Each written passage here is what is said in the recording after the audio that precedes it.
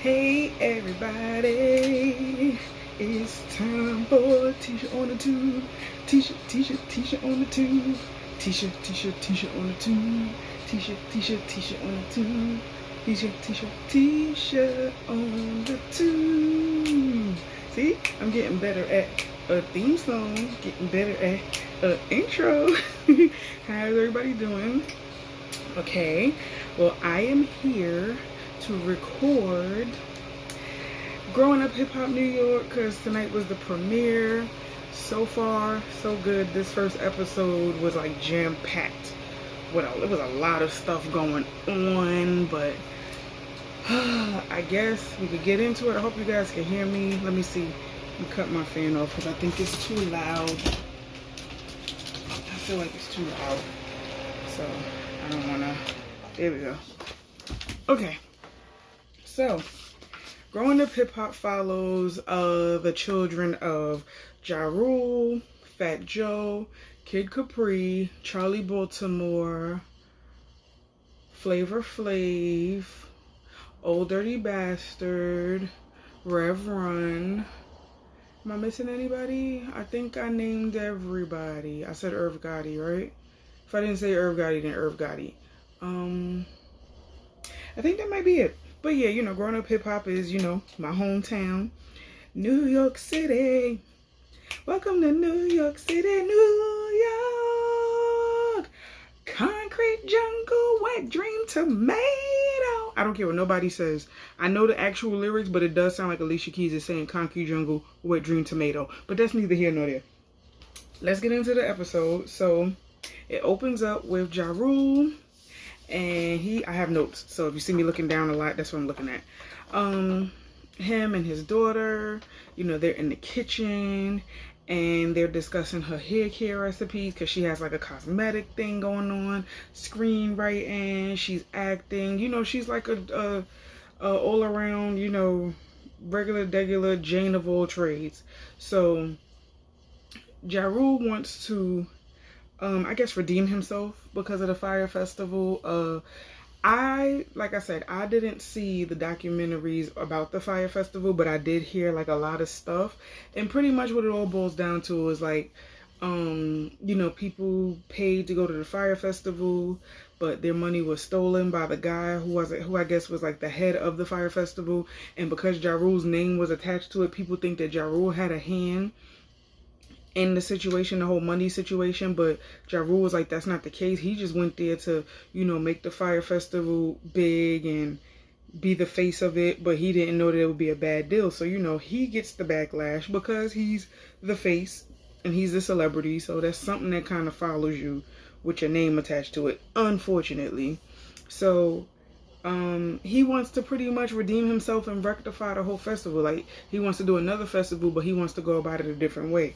Brittany is very skeptical because she's tired of people,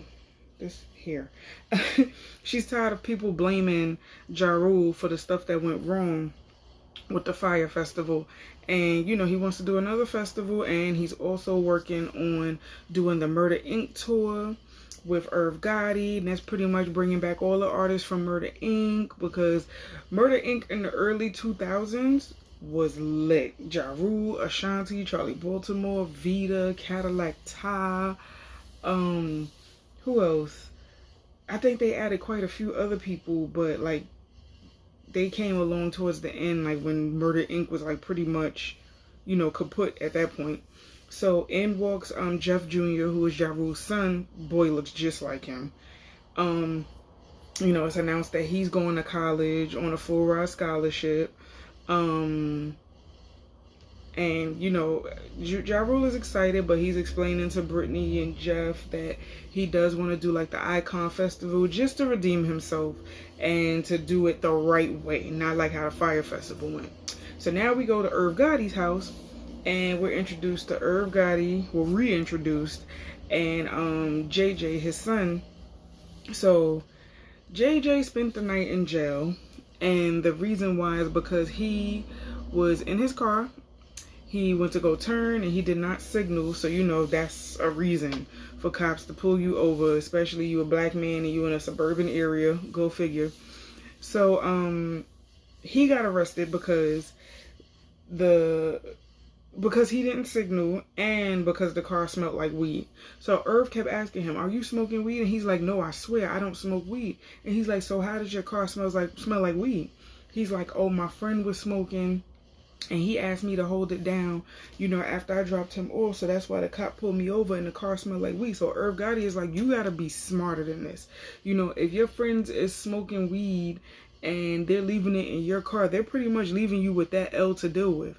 Now, you did nothing wrong, and we both know that you did nothing wrong, but the fact that you're a black man, you're driving in a suburban area, and you had weed on you, that's enough for them to lock you under the jail. So you have to think about that, and you have to think about the kind of people you hang out with. So Irv Gotti was like, "Listen, I've already been there with the situation with, jail and everything. I faced 20 years and I was acquitted for it, for like money laundering and whatnot." And he wants him to think smarter. And JJ's just like, "Well, aren't they supposed to legalize weed in Jersey?"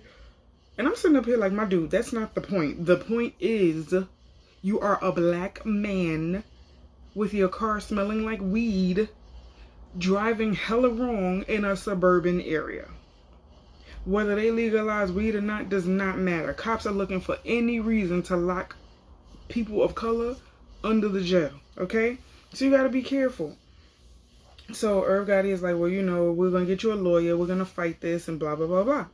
So they're talking about his birthday, he's turning 20, and Irv is like, "Listen, I know you my son and you getting older, but why are you always in my room? Like, are you fucking in my room?" Excuse my language, but hey, that's what he said. Like, "Are you having sex in my room?" And he's like, "No, I'm not having sex in your room." He's like, "Listen, you can take showers, you can do this, you can do that, but do not have sex in my room. Only I have sex in my room. So I don't need to see your little babies on my sheets and all of this other." And I'm like, this is the most uncomfortable conversation. But it's Irv Gotti. He's a nut. So it is what it is. So now we get to JoJo. And JoJo is in the studio. He said that he started his own record label. Well, JoJo, Reverend's son, if you don't know. Angela and Vanessa's brother, Diggy Simmons, all of them, their brother.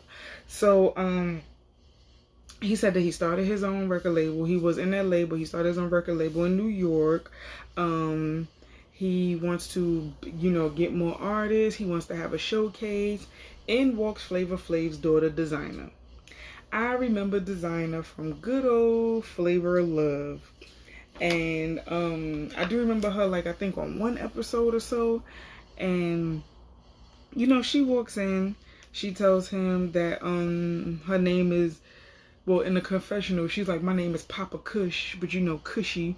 And I'm like, okay, I see exactly who Designer is going to be. Because, in every growing up hip hop, there's always a character is like another character on the franchise.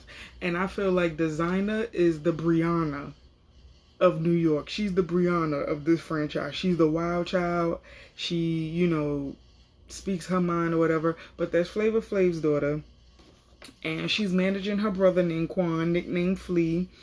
And Quan basically wants to record a song based on Flavor of Love, and Flavor of Love was pop culture, hands down, what really started this, like, black reality TV stuff, honestly. I mean, not to say College Hill did too, but Flavor of Love is what started, like, the catty between women. So, because they want to do a song based on Flavor of Love, JoJo is like, "Well, it would be a good idea if you get Flavor Flav on the track." And Designer and Quan are like, "That's not easy. He doesn't keep in contact with us. He doesn't, we call him, he doesn't answer. I don't speak to my dad because we have a really rocky relationship." So she explained that she doesn't speak to Flav because there was an altercation on TMZ where I guess she was assaulted, or she assaulted him, something like that. But she has a mugshot on TMZ, and she was like that there's a lot of tension. They don't have the greatest relationship because I guess he feels like he can speak to her any old kind of way. There's no respect. It's dysfunctional, which is kind of sad because Flavor Flav loved his kids. From what I saw on Flavor of Love, he loved his kids. So that's kind of sad to hear. So, you know, she's just like, she fought him at 12. He felt like he could pop her, so she popped him right back or whatever. And, you know, he felt like because he was an adult that she's supposed to respect him. And she's like, listen, I know that I'm a child and I'm supposed to respect my elders, but how am I going to respect somebody who doesn't respect me? Which I get it. I get it. I mean, even though people feel like kids should stay in the kids' place and they have to respect adults, you have to realize it's a two-way street. Just because they're children does not mean they don't deserve respect either. So I get it. So JoJo is pretty much saying, well, he's throwing a showcase, like an event, so that they can mix and mingle with other artists and get to know record label execs and A&R and all of this other stuff. So he invites them to his mixer. And you know, they still bringing up Flavor. She's like, listen, he's not easy to talk to. We don't really talk. You know, he doesn't even know that I've been homeless and I was homeless recently. Like, I've been through a lot. But you know, I'm not gonna sit up here and cry about it, which I get it. She definitely reminds me of Brianna. So now we get to JoJo and his fiance. I think her name is Tamia or Tania, I don't know. But they're talking about having another baby, and she's like, I'm one and done. And he's like, you don't want another one so we could balance it out, blah, blah, blah. So while they're having that talk, you know, JoJo's like, we've been engaged for a year, together for some time, I think like 4 years. And in walks YDB, who happens to be Old Dirty Bastard's son. And he is spitting image of his father. The braids, the face, everything. The craziness, the crazy personality, everything. So, you know, YDB is pretty much like, oh yeah, I'm continuing my father's legacy. I go on tour with Wu-Tang. You know, it's the 36th anniversary, so I go on tour with them, you know, just to, you know, in honor of my father. I look like him, I sound like him, I act like him. Like, my father's spirit jumped into me, you know, all kinds of stuff. So they're discussing, you know, children and whatnot. And JoJo's like, well, how many kids do you have? And he's like, you know, I got 6. I'm like, 6?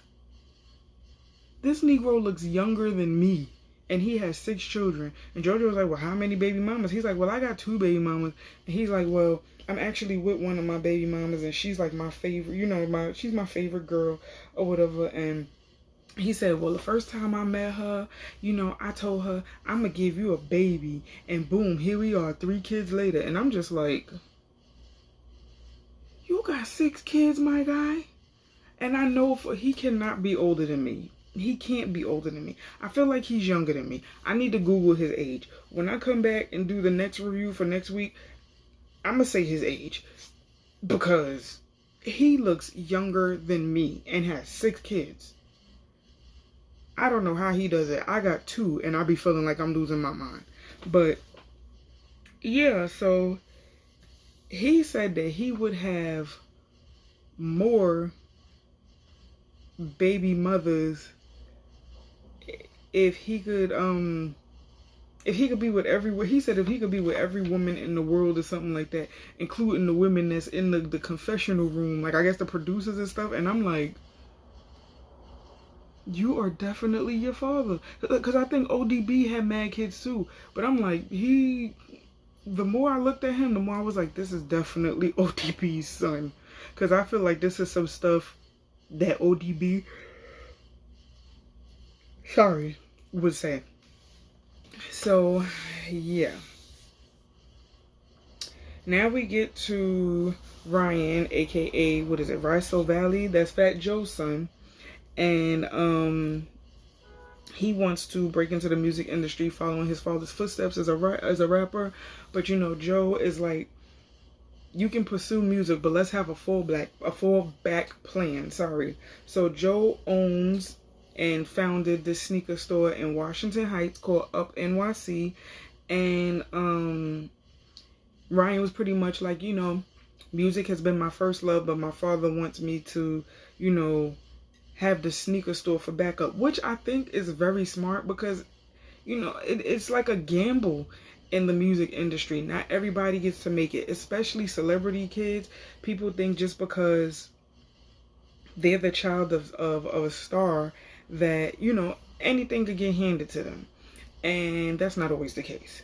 So Fat Joe has a sneaker store for him, which I think is cool because that's a way for him to have an extra hustle in case the music thing falls through. I think it's smart. So he said that he's been making music since the age of 3. His influences is Kanye West and God, which Kanye West thinks he's God, so that sounds about right. So Fat Joe comes in and they're listening to the music, and you know he's trying to convince Fat Joe that the song that he's going over is a hit. So Fat Joe is like, listen, my ears are trained to know when a song is a hit. So when I hear the song, I'll let you know if it's a hit or not. I'll let you know what kind of hit it is. So he plays the song or whatever. Fat Joe is like, listen, if he doesn't make it, he could fall back with the sneaker store or whatever. So he listens to 2 songs, and he tells him that one is a commercial hit, one is something that's like a club banger. So he said the song that he plays, Say Less, that's a bigger song, and he feels like that would be thumping in the clubs. It would be better for him to put out. So good news from his father, but we'll see how it goes from there. So now we get to YDB and his baby mother, Angela. They're in the baby store shopping for baby stuff because she is currently pregnant with his 6th child, which is a boy.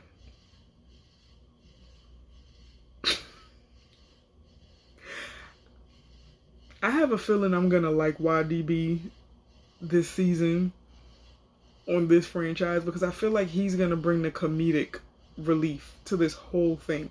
So he's sitting up there and they're talking about the baby, and then they have their other son, I think his name is Barson or whatever, in the store with them. Now this boy, he said all his kids' names, but I didn't catch it. I just know the son, the little baby he had with him, is named Barson. He got another son named Shinzu, another one named Taiwan, another one named Tokyo, Shang Tsung, Shao Kahn, Goro. I don't know. All his kids got unique names.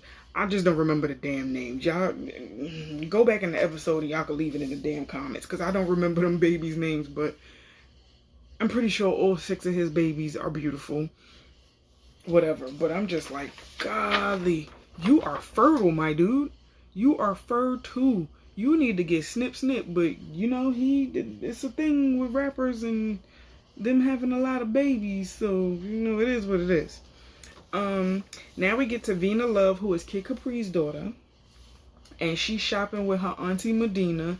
And Medina is somebody who's known in the industry. She's worked with she said Snoop, Havoc from Mobb Deep, Ice-T, people of that nature. So excuse me, Vina Love is a singer-songwriter, dancer, choreographer, and right now they're currently shopping in the sex store for something sexy for her photo shoot, I guess for her single. And her dad is frustrated with her and her image. Like, she's a pretty girl, but he doesn't want her to just sell sex. He wants her talent to show, which makes sense because most of the time your talent gets overshadowed by your look. And sometimes people won't look at you and they won't take you serious if all the time you're naked or whatever. They'll be like, oh, she just a stripper girl. She don't really care to sing. She ain't got no talent. So, Aunt Medina was pretty much asking her, well, are you single? Are you buying this stuff for a guy? She's like, no, I'm very single. You know, I'm just getting this for my photo shoot. And she's like, well, listen, you know, it's good to be single. Maybe you need to find a nice guy and give nice guys a chance because, you know, she's like, well, I haven't had sex in over a year. I'm a virgin. And Vina's like, I don't think that's how it works. She's like, no, I haven't had sex in a year. And, you know, it makes my vagina tighter. So I'm a born again virgin. So Vina is in the confessional dying. I'm like, you know what? It's 2019. You could call yourself a unicorn and people will believe you. Nobody cares. Live your life, mama. So then they're playing around and whatnot with the toys and stuff. And, you know, Medina goes to one of the I guess the dildos and is like, "Ooh, give me Master P or somebody. I bet you his thing is about this big." And she's playing with a dildo. They like, you know what? Let's get out this store. I thought that was a cute little segment. It was funny. So now we get to JJ's 20th birthday dinner at Tao. So before they go to Tao, Irv asks him if he wants to tell his mom about the arrest. He's like, he doesn't want to. He doesn't want to ruin the night. He wants to actually enjoy it. So now we get introduced to Angie, Irv Gotti's oldest daughter, and she's the oldest. She's like the second mom. She's the one, I guess, that Irv is like a little bit more hard on. But as far as his brother, as far as his sons go, he coddles them. So then we meet Deb or whatever. We meet Deb, who is Irv's ex-wife. Now, Irv Gotti had a show years ago on VH1 called Gotti's Way. I remember Ange. I remember Sonny and JJ, who are Irv's sons. I remember Deb. And I remember Irv and Deb always argued. Always. And I remember them saying that they broke up because of Irv being unfaithful. So naturally they clashing about their parenting styles. Deb feels like Irv is too lenient and too cool with his kids, and he encourages them to do stupid, wild stuff instead of encouraging them to be better than he is.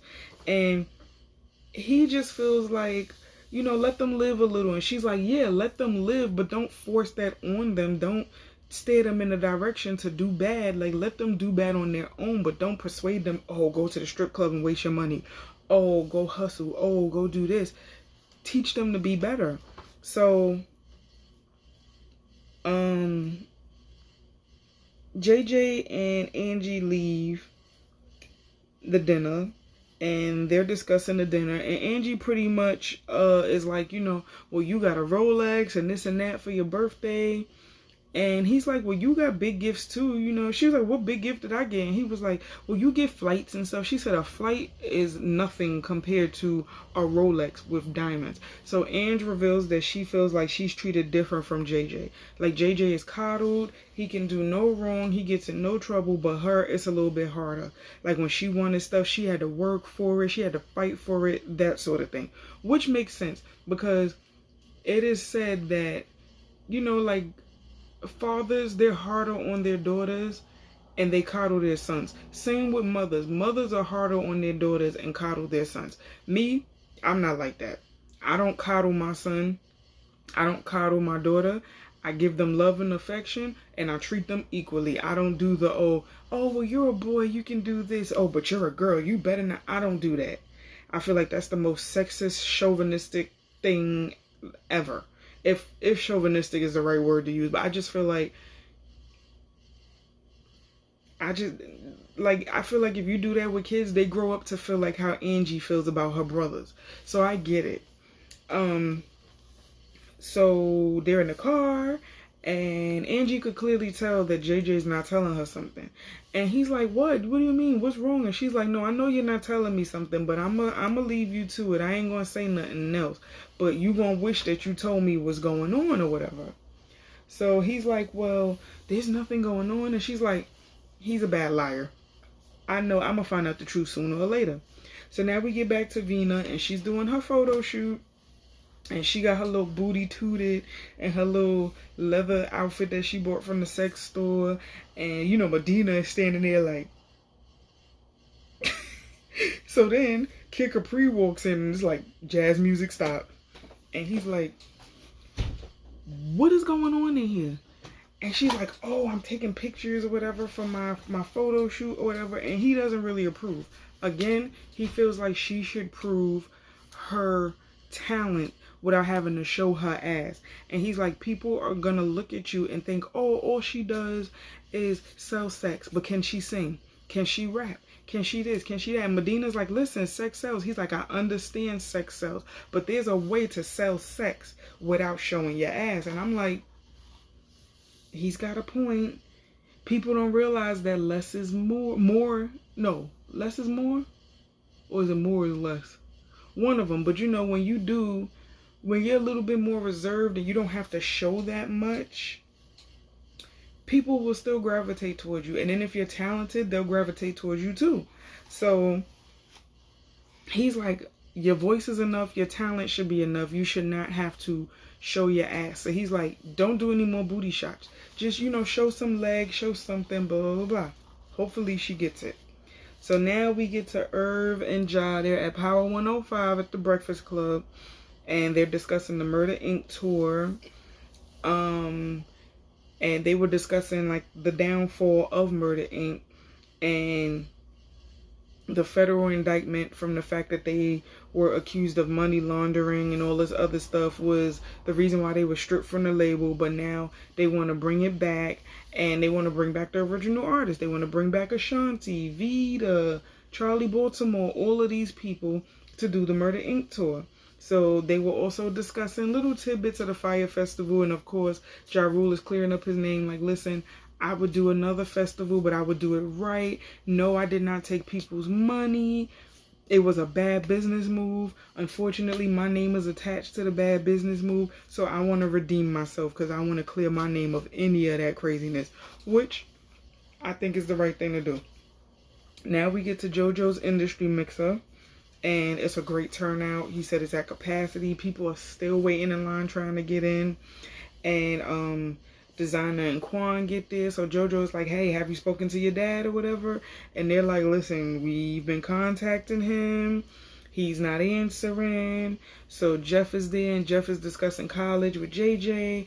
And Jeff is like, I'm excited for college or whatnot. And JJ's like, listen, I'm embarrassed that I'm not going to college or whatever. And they're like, well, how does your dad feel about that? And he's like, honestly, I don't even really know, but I know me, I'm embarrassed. I feel bad about it, blah, blah, blah. So Angie is at the party, and she's like, he's been acting funny, so I hope everything is okay. And she's like, I'm going to watch him and I'm going to figure it out. So while they're sitting there talking, Brittany overhears Jeff Jr. say something about JJ getting arrested. So she goes over to them and she's like, what's going on? I heard something about an arrest. And he's like, yeah, I was arrested in the car for having weed in the car and for not signaling. And she's telling him pretty much the same thing Irv Gotti told them. Think smarter, because you are not a kid anymore. You're an adult. So if anything happens to you and you go to jail now, you can do adult time. You're not it wouldn't be juvie. It wouldn't be none of that. It would not be in a walk in the park. It would be jail time. So you have to think before you act. So she's like, well, are you going to tell Angie? And he's like, I don't know if I should tell her. And she's like, would you rather me tell her or you? And he's like, I'm going to tell her I don't think now is the right time. And she's like, y'all need to have that heart to heart. She has a right to know. So, Designer is turned. She in the section twerking in her little sparkly jacket, looking all cute. YDB is watching her, and he's like, yo, Designer is nice and thick and beautiful, and she's shaking her ass. I would definitely get her pregnant. I would pop about 5 babies up in her, I would get her pregnant. She a nice little thick thing. And I'm like, my guy, you have a whole baby mama, a whole 5 kids, and 1 on the way. Down, Tiger. So him and Designer are flirting and whatnot. And his sister is there. His sister is annoyed, and she's like, you have a whole baby mama, and you flirting with this girl in the club. You should be ashamed of it. And I'm just sitting here like, child, these men. So it cuts to a scene where I guess Flavor Flav's other sons are trying to get in touch with him. He's still not answering. Off the strength of Quan and Designer, they're trying to get in touch with Flavor about the song. He's still not answering. So at this point, he's not speaking to any of his kids. So, Brittany pretty much tells Angie about the arrest with JJ, and Angie is like, I knew something was up. So she's like, I just said my father treats me and JJ differently, so he gets a Rolex and diamonds for getting arrested. And I'm like, child. So Angie is like, You know, is there anything you want to tell me? Why you didn't tell me you didn't get arrested? Why you didn't tell me you got arrested? Blah, blah, blah. He's like, well, I don't want to discuss this here because we're in the middle of a party. And she's like, we need to discuss this now because it should have been discussed before, but you didn't want to. What happened? So he explains to her what happened. And she's like, so you didn't think to like not have any weed or anything on you while you're driving? Like, you need to be more careful. So as she's trying to talk to him, he's like, nah, I'm not gonna have this conversation now, I promise. We're gonna have it another time. She's just looking at him like, okay. So now Designer and Brittany, this is their first time like meeting and mingling with each other. Designer comes up to her pretty much curious about the whole Fyre Festival thing, and Brittany at this point is over discussing the Fyre Festival. Rightfully so. So Designer's like, yeah, you know, your dad, he was a part of the Fyre Festival and that took all those people's money. You know, that's wrong. Like, how is he going to come back from that? And Brittany's like, he had nothing to do with it. It was a bad business move. He put his trust in somebody who said that they were going to come through and they didn't. He had no clue. And Designer's like, well, if he was close with that guy and that guy was his friend, how would he not know? I'm like, listen. It happens, especially in business. You think that you're doing good business with somebody, they will turn around and flip it, and the next thing you know, you going down with whatever the heck they doing. So half the time, you go into stuff naive, you go into stuff like not thinking, you mad oblivious. So I can imagine that that's what happened with Ja Rule.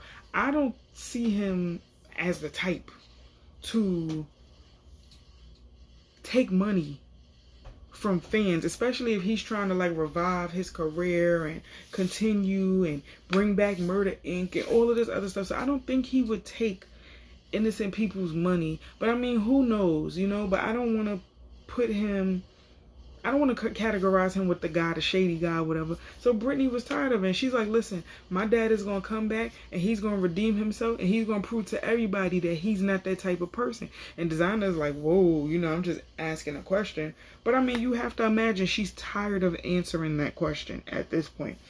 And it pretty much left off at that part. Like, you know, pretty much Brittany defending Ja Rule and whatnot. So it pretty much left off at that part. And then they showed the trailer for the rest of the season.